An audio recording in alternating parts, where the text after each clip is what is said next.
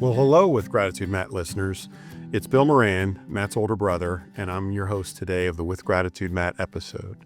Our goal always remains to inspire more people to practice gratitude on a regular basis. Matt showed us the way when he embraced gratitude. This led to a life of deeper love and faith. Please know that Matt, his wife Mary, their two girls, and the entire Moran family appreciate all your love, prayers, support, and generosity. Today, we hope that you draw inspiration from our guest as she shares her journey with us. I'm humbled and honored to be here today with our guest, Cindy Parseghian. Cindy was introduced to me by our dear friends Paul and Vivian Zeff.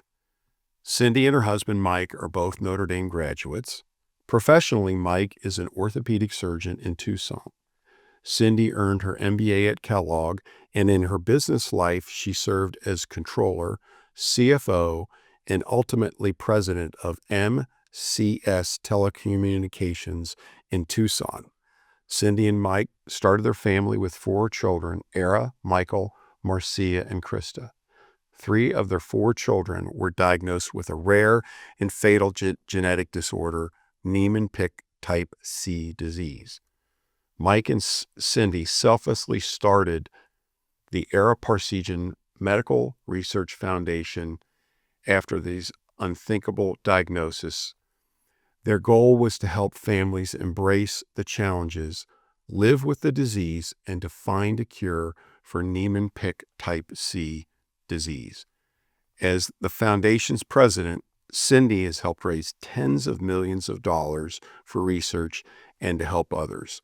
Cindy has been recognized by many for her tireless efforts and drive to help those families burdened with this diagnosis.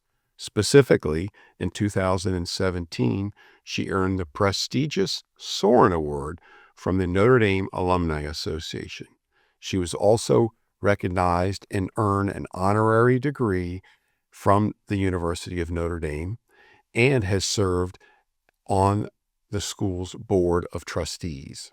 Cindy, sorry for the long-winded introduction. We could go on, but you've accomplished so much. But thanks for joining us today. Well, Bill, it's an honor to be with you today. And you make me sound pretty darn good, but it's the people behind us that have supported us and held us up along the way that really have made the difference. You certainly lived it, and if you've done it, it's not bragging. So thanks for being here. Kind of usually what, way we start is kind of start from the beginning and, where you grew up and tell us a little bit about your childhood. Sure. I grew up in western Colorado in a small town called Grand Junction. It's about 2 hours from Aspen or Vail, to give people that, a little reference there.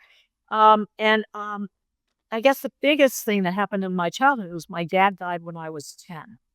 I had a brother and a sister who were older. And so I didn't realize until just a couple of years ago, it hit me that I was raised in a single family household. And it's a testament to the love and time and effort that my mom spent in raising us kids. Well, hats off to her for Notre sure. Dame kind of on a whim. I really wanted to go to college in Boston, and I was accepted to several colleges and universities in the Boston area. But my mom, when I was accepted, she looked at me and said, "Your dad would have been so proud. He was a real subway alumnus at Notre Dame." And that's why I went off to Notre Dame. And so, that was my trajectory. People go, "How did you get from western small town Colorado to Notre Dame?" Oh, that's the story, and what a tribute to your father and his drive and the dreams that he had for you, and that you continued and lived those out. So while at Notre Dame, what did you study and what major did you pursue? Besides life, you mean? I think that's half the reason you go to college, right? Is just to get that experience. But I majored in accounting, and then I earned my CPA. I worked 2 years in Chicago to earn my CPA, and then, as you said, I went back to Northwestern and got my MBA in finance and management information systems. From Wow. there, let's back up just a minute. So Yeah. I met my husband to be, Mike, at the first weekend, the first home pep rally, our junior year. and we started dating right after that. That's great. We got married shortly after we graduated, and Mike was accepted to medical school, and I knew I needed to work for a couple of years. So we went off to Chicago, and it was a good experience in Chicago, I have to say. It was 4 years of trying to figure out how you're not going to eat in the dining hall anymore, or that you actually have to figure out your own dinner. And then when Mike started looking for residencies, he came out here to Tucson, Arizona, and he fell in love with the community. And so we came out here thinking that we would stay 5 years and then move someplace else, but we fell in love with Tucson. That's And I'll tell you, this community has played a big role in our family. So once we got out here, we started talking about starting a family. And as you mentioned, our oldest son was Era, followed shortly by Michael, Marcia, and Christa. And so those were really good, happy years. And the children were all born perfectly healthy. And it wasn't until Michael got to be about school age that he started showing delays in his development. He couldn't quite keep up with the other kids on the playground. His speech had become slow. His handwriting was just atrocious. And I can remember talking with him saying, Michael, when I look at you, you need to look me in the eye. I thought he was being a distracted 5-year-old, not understanding that he was having difficulty moving his eyes. And so that's what led us on the journey to find out what was wrong. Wow. So your husband, Mike, is in his orthopedic practice, but through that, were you able to use some of his relationships that he has formed professionally to try to get your son, Michael, in to see the specialist that might be able to help him? Bill, it was interesting because we absolutely have wonderful, incredible connections in the Tucson community. And it does have major resources here. We have a great university here. But it still took us 2 years. And we went to all kinds of specialists. My first pediatrician kind of poo-pawed me, thought I was being an overzealous doctor's wife. But after the first time he'd seen Michael, when we were concerned, my husband and I talked about it. We said, no, there's something going on. We need to pursue this. And so we changed pediatricians and we went to different specialists. And finally, Michael was tested for another rare disease that required a painful biopsy in his thigh. And it came back negative. And we were absolutely so frustrated after 2 years of searching for an answer. We said, we want to go where the specialists are in that disease. And it happened to be Columbia University. And we got out there, and our Michael's files were 7 inches deep by then because he'd had so many tests and evaluations. But the researchers and the doctors at Columbia University took a 5-minute look at Michael and said, we think it's Niemann-Pick type C. And I said, why is that? And they said, because for 2 reasons. One is he had an enlarged spleen and he had this eye movement problem. And the eye movement problem is something that's pretty indicative of Niemann-Pick type C. Children lose their ability to move their eyes left and right and up and down as the disease progresses. So we brought Michael back to Tucson and had him tested for the disease, which required a skin biopsy and a spinal tap. And it showed that he had a storage disorder and most likely Niemann-Pick. So we had our other 3 children tested, and much to our disbelief, our 2 girls also showed up positive for the disorder. Wow. Yeah. At this point, So we went from, go ahead. yeah, well, so just to kind of give, the listeners the lay of the landscape with regards to research and resources for you as a parent, what was available for people who's had a loved one diagnosed with Niemann-Pick type C? 30 years ago, there wasn't much, Bill. First of all, and this is really going to age me, the internet was just getting going. Okay, so you Right. couldn't even contact families. The way we got in touch with families was through the National Institutes of Health. There's a great pediatrician there that saw most of the children, and that's where a lot of children end up if they've got a rare disease. And so he would connect them to us and to our foundation.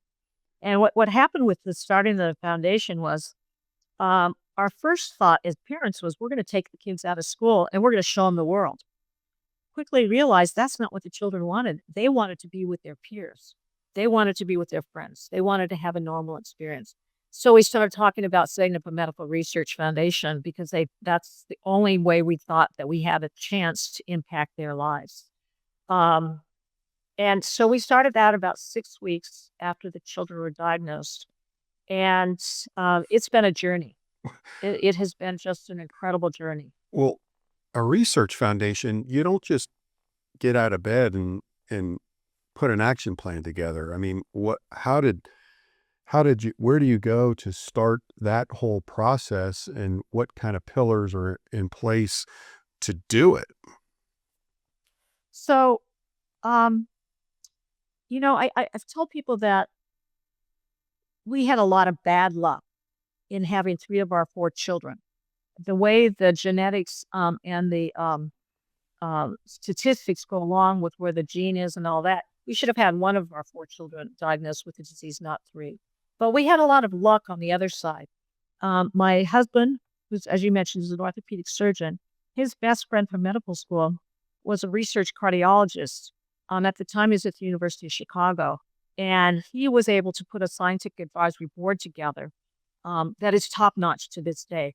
And we all recognize, even though Mike will say he had the medical background, but he didn't have the research background to really drive the research. And so, I mean, we had 3 Howard Hughes Institutes on there and connections to Francis Collins, who was at the NIH. So it was a really strong scientific advisory board. And then I have the business background to put the actual business together. And I think people don't always recognize that when they have a great idea for foundation, but they need to have the business side of it too, or it's going to fail. And then third, and just as importantly, my father-in-law, Parseghian, highly respected, honorable man, he could give us the national exposure that we desperately needed to really jumpstart the foundation and keep it going. Right. And then I will say one more thing. I'll add a fourth to that. So I mentioned that we were in Tucson, Arizona, and we had this corps of volunteers that came forth and said, we want to help. We want to make a difference. And so, there's a quote by Anna Quinlan that said, we are defined by whom we have lost. And there's a lot of wisdom in that. But I like to think that we're also defined by those who have graced our lives. And we have just had an army of volunteers throughout the 30 years that have really made this happen. Wow.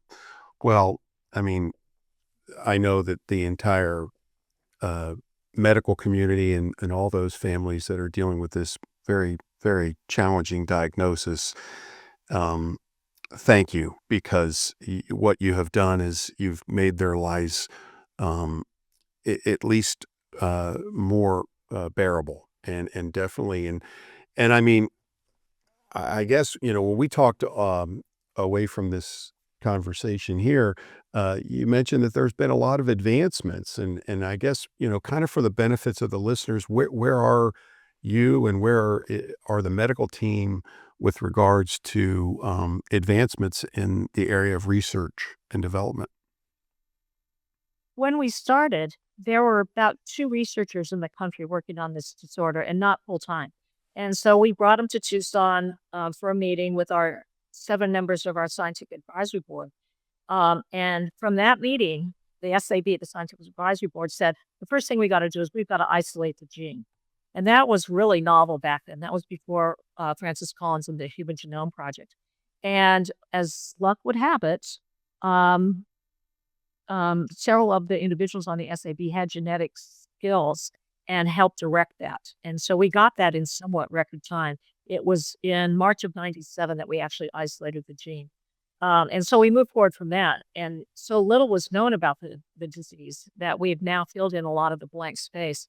We will have all of our scientists and our scientific advisory board and some families with us here in Tucson in about 6 weeks, and we're expecting 175.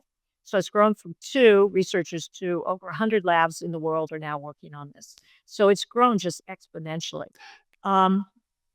And some of the advancements haven't been limited to Niemann-Pick type C, right? I mean, you've been able, and I guess that for the listeners, I mean, some might think, not me, but some might think, wow, okay, I get it, but there are other ailments, other diseases, other terminal illnesses that may need funding as well. But you explained really, and it was a beautiful story about how the research has been able to help those in other areas.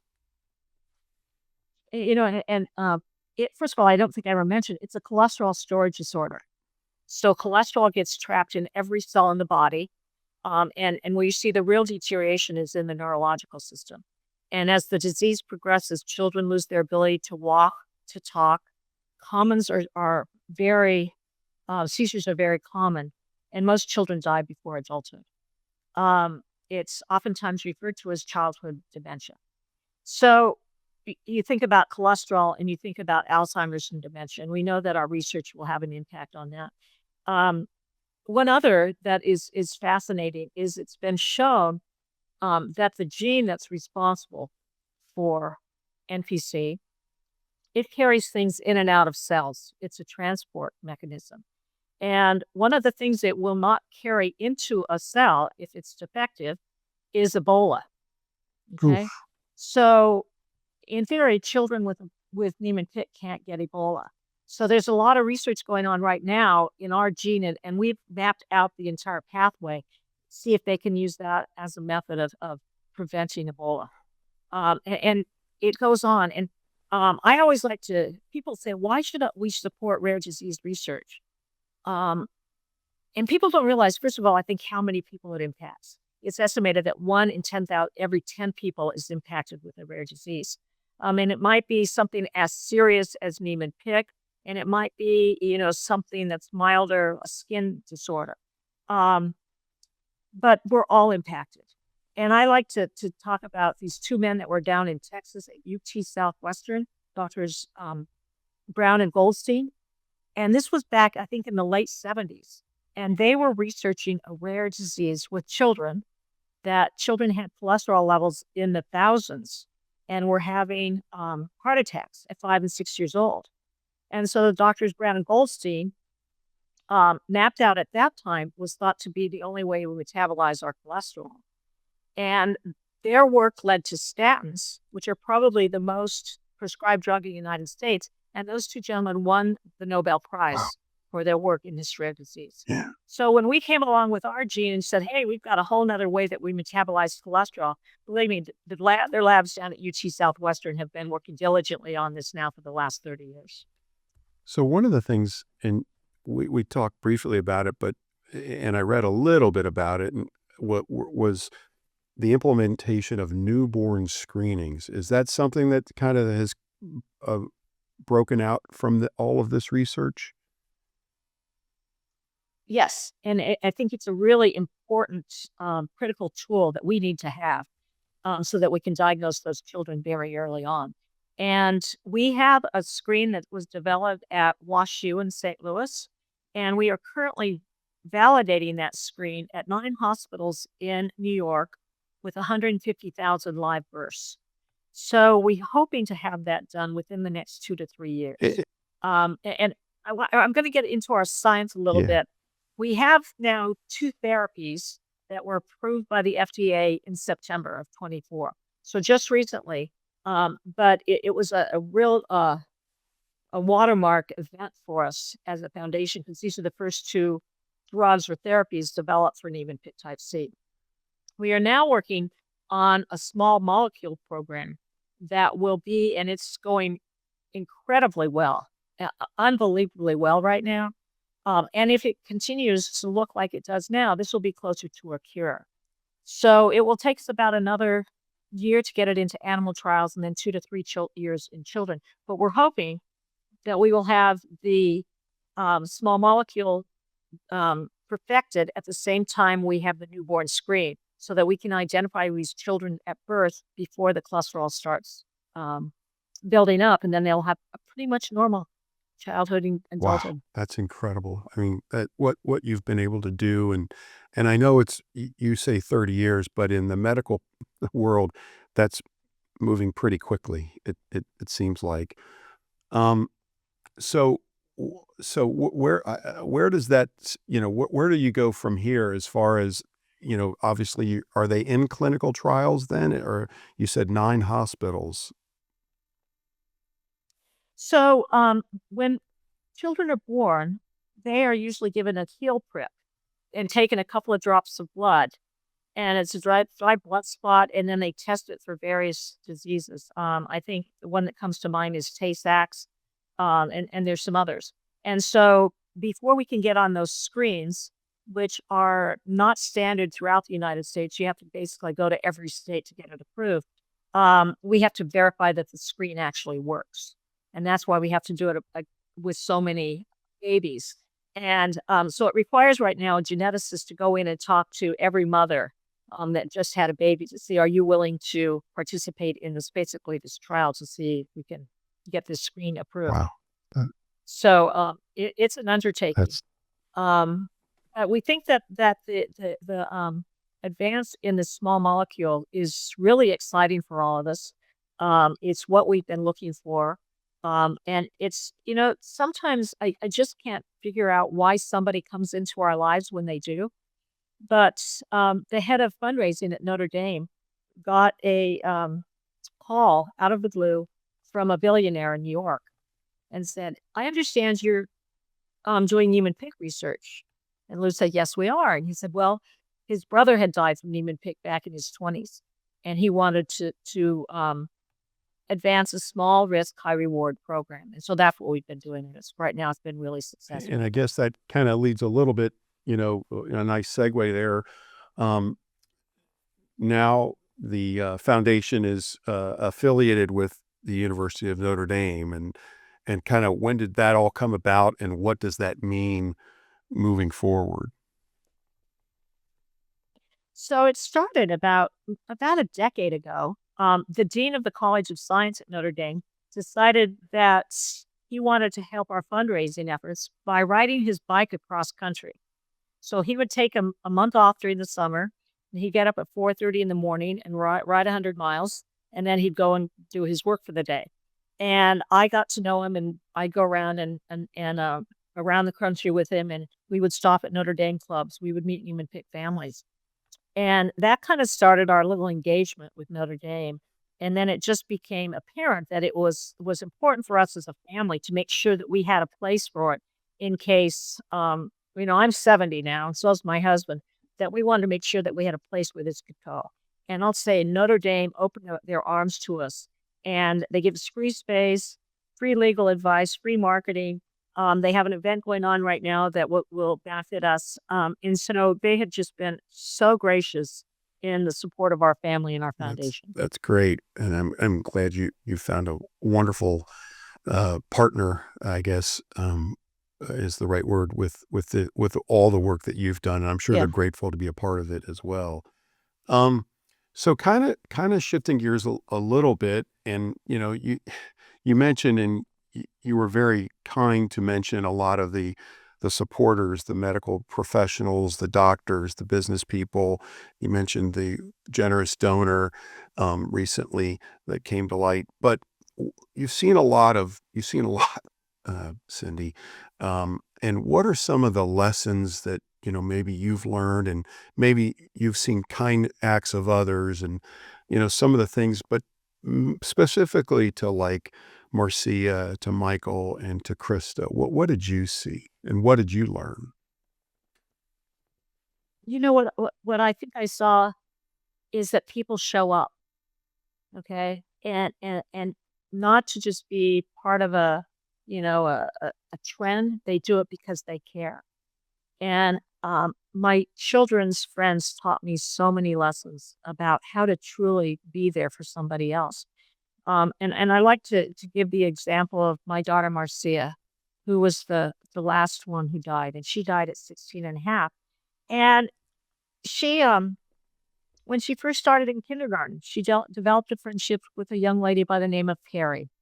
And Perry and Marcia just became inseparable. And at the time, Marcia wasn't showing symptoms. But as this disease started settling in and she started slowing down, Perry's love for her never waned. And so, I mean, I can remember she would come over and make sure that I got her dressed appropriately for grade school and then middle school and then high school, and that she wasn't, fashion wise out of sync with everybody else. And then Marcia died in August, but 3 months before they had prom. And Perry and another group of individuals decided they were going to take Marcia to prom. Okay. And they called me up. They said, we want to take her out for dinner too. Right. And so they said Marcia's aide, who was always with her because she had a feeding tube, would sit in the back of a restaurant and they would feed Marcia. Okay. So they did that. And then they took her to the prom. And I'm sure they danced to the Backstreet Boys and NSYNC and Britney Spears. Right. And then when they brought her home, she had the biggest smile on her face. Okay. And then 3 months later, she just got a really bad bout of pneumonia and just spiraled down. And Perry and two other friends were with us. But you know what, Bill? It didn't end there. So Perry moved back to Tucson about 5 years ago, and she had a baby that's a little over a year old now. And she named her Charlotte Marcia. So she keeps her map, her Marcia with her at all times. And I can repeat that story, not only from the children, but from our own friendships. And that's just been so rewarding. And I always say everyone should try to find that in life. Not the way we did, but it's just looking at the people around you and understanding the impact that they have. It's pretty remarkable. And thanks for sharing that. And thank you for Perry for just being a good friend and being a true friend. One of the things that I always have to, be respectful and mindful of is, and you were so touching when we first chatted. You said, "Tell me about Matt," and I was just really humbled to be asked that question because, a lot of people maybe shy away from it, but and then you were very gracious in telling me about your family and I guess for the listeners who have gone through heartache and there's no other word for it, Cindy, tragedy, what does it mean to you for them to ask about your children? It touches my heart. It touches my soul, and it keeps them alive. It keeps the memory of Michael, Marcia, and Christa alive. And we had really good times, Bill. Like where I'm staying right now, our house, right? After the kids died, a lot of our friends said, "Are you going to move?" And we go, "No, we have good memories in this house." And so I love talking about my children, and I'm sure at times you feel it might be awkward to talk about Matt, but he's part of No your heart doubt. and soul, right? And so when anybody asks me about him, it puts a smile on my face. It really Well, that's does. great, and I really just applaud you for sharing that. And one of the things that my brother always reminded us was to be present. And boy, what a living example you are of that, and all of the beautiful stories that you've created because of the research and the development that you've done in this area, all the lives that you've affected so positively. So a couple things, this is more a bit of housekeeping, but how can our listeners help? How can they help this research foundation, and where can they? And we'll include the link on our show notes. But how can we help, Cindy? Well, oftentimes the easiest is to open up your pocketbooks, right? And we don't shy away from that fact that we are a fundraising organization. Otherwise, we cannot support the research. And so, and you can put it up, but it's Parseghian Got .nd.edu. Parseghian Fund, excuse me, parseghianfund.nd.edu. And the other way is just to familiarize yourself with rare diseases and the impact it has on communities, on families, all around the world. One thing we found out about Niemann-Pick is that it affects every culture, every country. It does not shy away. It does not have boundaries. And so I think that's a way that you can help a lot of other people by just becoming more informed about rare Right. diseases. And I thank you for sharing that. And if I didn't want to know, I wouldn't have asked. But and I'm glad that you made that ask, and I hope the listeners will follow up and support Yeah. generously these wonderful efforts. I think you asked me about the kids, and can I tell you a little bit about the kids? I really want to know. So we had Michael, and he would love costumes, okay? And he loved karate, and he loved horses. I think he wore out a pair of cowboy boots before he outgrew them, which is hard to do when you're 5 years old, right? But he was our cowboy, and just a prankster to boot. And then Marcia loved to dance, and she went to dance lessons up until about 2 weeks before she died. And her dance instructor said, as long as Marcia wants to dance, we're going to make it happen. And so we had some teenagers that would go with Marcia, and she would be in her wheelchair, and she'd point her toes and they'd spin the wheelchair around. And so she was our wheelchair bound ballerina. And then Christa. Christa loved the color of purple, which I did not know until her death. And I asked the priest if he would wear purple vestments because, if we went Oh, to the grocery store, Krista wanted purple daisies. If I was handing out jelly beans, she wanted a purple jelly bean. Or if it was popsicle sticks, it was a grape. And he said, Cindy, I can't wear purple because she died in October and it wasn't the time leading up to Easter. But he talked East. about her love of the color purple. And I did not know that, even though I was raised from birth to be Catholic, that purple is the color of hope in the Catholic tradition. So Mm. now we use a lot of purple in our promotional work for the foundation. So don't be surprised if the next time you see me, I'm not in purple. No, Okay. and I had read that in one of the many stories that were so moving, but you probably can't tell, but there's a hint of lavender in here. I don't know if I'd call it full on purple, but yeah, definitely some lavender. And I remember that about reading about Krista. So no, and I mean, what an amazing family. And Era, your son is a physician, and he's happily married. And kind of tell us about, you know, him and what he's been able to accomplish with his family and his wife, and I believe they're two young children. You know, well, Era's my hero. Absolutely my hero. Um, Here he lost his three siblings by the time I think he was 20. Michael died when Era was 13.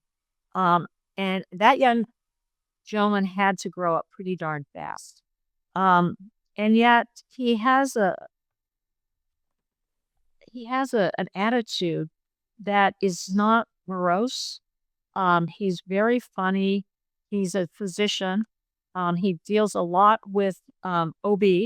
I said he's an anesthesiologist. About 80% of his practice is dealing with pregnant women getting in birth. And so I think he loves watching that whole process. Um, and we just feel so blessed that they're back here in town. They were on the East Coast for 16 years. Um, we actually he told us, he said, Mom, I cannot go to Notre Dame.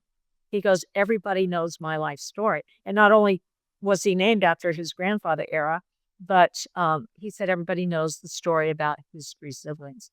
And so he went off to Princeton, not too bad a shabby school, and then did really well. And so, but we were just thrilled when they all came home. And they live about 5 minutes away from us, and he calls every day, and it's a blessing to have him with us. That's great. And you have grandchildren I have in two. in yeah, in Tucson. Yeah, Yeah, we have Layla, that's who's great. 11 and a half, and then Pave just turned 9 on Easter. Uh, that's It's wonderful. keeping us young. That's that's great. Yeah. Well, so they do come home. So Yeah. hopefully, if my kids, when they listen to this, they learn from Era's return to his hometown. So, Well, I don't want to um, disappoint you, but it took 16 years before they decided to leave the East Coast, but but they did come we'll home. take it. We'll take it. Um, one of the things that and Cindy, I mean, this is probably tough to boil down, but a lot of our listeners they have children, family members that have been really given some tough diagnosis and tough hands dealt them. And what advice do you have to them on the day to day and what might help them on their journeys? Two things. And the first might sound like selfish or egotistical, but as a caregiver, if you don't take care of yourself, you can't take care of the people around you. And a really good dear friend imparted that wisdom. And I learned that even if it was just taking a 15-minute walk, I needed to do something just to clear myself so I could be present for the children. Um, and then the other thing is I would say don't be afraid to say I need help. I can't do this alone. People want to help. They just don't always know how. And so if you express the fact that I need help in this life, people are just incredibly generous with their time and effort. So those are my two words of advice. That's great. No, that's good advice. And it sounds like you've taken your own advice and lived it, for sure. Um, we were talking earlier, and you know, tell us a little bit about your faith journey through all of this. That Bill, that's it has been a journey, a faith journey, because as you can imagine, when my children were first diagnosed, I cursed God. I just could not believe it was happening and how that could happen. And so, after cursing God by name, I started with a prayer that said, "Please cure my children, heal my children." And then it morphed into, "Please don't let my children suffer." And then begging him to love my children, and then to bring me peace. And now I guess to asking for peace, I've added something that a good friend shared with me, and it's a prayer that goes, "Lord, lead me today to those I need, to the ones who need me, and let something I do have everlasting significance." And I'd like to say that I have it with my morning coffee, but it's usually with my last glass of wine at night. But I do try to keep that close to me. Wow, that's a special prayer and so meaningful. And thanks for sharing that. One of the before we went on the air, uh, we noticed a beautiful piece of art in the background, and Yeah. it kind of described that, and what is the meaning of that, and what does it symbolize for you and your family? Well, it's an interesting. A man here in Tucson made it for us, and it's a collage made out of books. And so I took a bunch of our family books to this gentleman, and he cut them up and then put them back together. And first, purple, as I just told you about the love of the color purple, and that's pretty prominent in there. But if you look closer, that especially to the purple flowers, is you'll see books. There are two books from each of my children that you can see parts of the pages. You can see pictures from the books. You can see, like my one daughter, Christa, her favorite book was If, and if frogs ate rainbows, and things like that. And so you can see that in there. And then in the green in the stems is bits and pieces of the Notre Dame yearbook from our graduating class of 1977. And the gentleman who made this took the time and effort to go through and find my photo and my husband's photos and some of our friends and Father Hesburgh and some other, the gold dome. So that's up in there too. And then the gold that you see around there is from a Merriam-Webster's dictionary that we used to have a game with the kids. And we'd open it up randomly and ask them if they knew a word. And so that was just something that we shared together. And so that while that looks like an interesting collection of collage of tulips, it really has deep meaning to our family. And one thing else is that's in there is Amy Grant, the singer-songwriter, has become a really close dear friend. I asked her a cold call letter. I said, "Amy, would you come out and perform an event here in Tucson?" She didn't know us from Adam. And she said yes. So this was 28 years ago. And Oh my after she gosh. performed, she said, "What can I do to help?" And she's never left our side. So Huh. she dedicated one of her famous songs, Breath of Heaven. She made it into a book, and that's up in that collage too. So it's parts of our lives, our friends, our family, our memories. Wow, that is so special. I'm so glad that you were able to share that, and it's also a beautiful piece of art too. So so Mhm. powerful. Um, so, Cindy, I can't thank you enough for being with us here today. I mean, you've really inspired me, and I know you're going to inspire our listeners to support the Research Foundation. We shared the link. We'll share it in the show notes, of course. Um, as we kind of come to a close of our portion of this episode, any other final thoughts or words that you would want to share? Well, Bill, I think that I want to thank you for taking on the mantle that your brother started, for reaching out to pure strangers to hear their stories. I think that's how we all become interconnected is by sharing our stories, right? And that's how we learn and grow from it. So thank you for what you're doing. Your brother would be really proud of you. Well, it means the world to me, Cindy. Our last guest, he had a phrase, and I kind of borrow it. Um, every life has a story, and every story has a lesson. And I think that you're a living example of that too. So, and so are your all of your children, your entire family. So, thank you. Um, I do have a special announcement. We're going to shift gears here. For the With Gratitude Matt listeners. On August the 8th, this summer, we are going to have a celebration of gratitude. Yeah, so that is something that we're going to, more information will be public. It's going to be at the Transept in Cincinnati. This will give the family and friends an opportunity to be together, celebrate gratitude, and just have some fun and raise a little bit of money for the With Gratitude Matt Foundation. So listeners, please keep an eye out and an ear out for an invitation. To be sure to check our website for an opportunity to join in the fun, and also if you are so inclined to be a sponsor, we greatly appreciate it.